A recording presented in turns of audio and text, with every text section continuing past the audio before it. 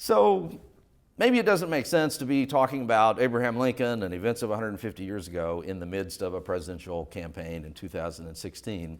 But so what was it that made that such a terrible first year, other than just the fact that the country was on a course towards civil war and had arrived at civil war? Well, the other than part of that is the key, of course, other than the fact that there was already another nation in being. He gave his first inaugural in March of 1861, and there was a 7-state sister republic in place with a capital in Montgomery, Alabama. So that alone sets Lincoln completely apart from any other president who's faced a first term. I'm amused, in fact, I would say vastly amused, when I hear that conditions have never been as contentious as they are now, and we've never been as angry with one another. Of course, that's not true.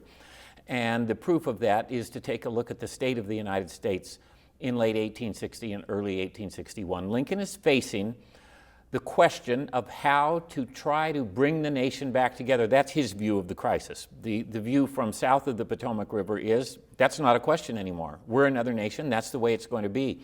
But his view is, how do I get this back together? How do I try to remedy a situation that's reached this point?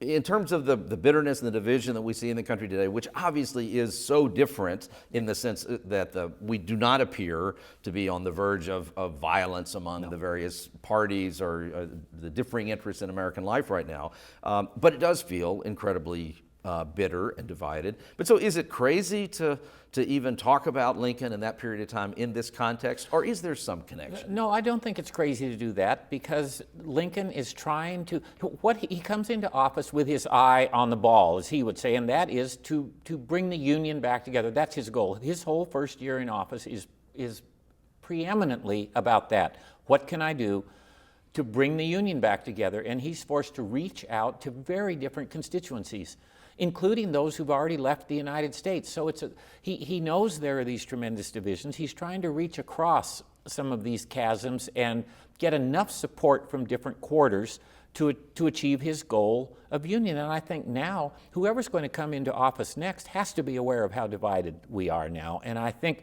Lincoln's example is, you don't ignore all the people who don't agree with you. You realize it's going to take a cooperative effort to make something good happen, and so you have to craft your policies, your message, to reach out in different directions.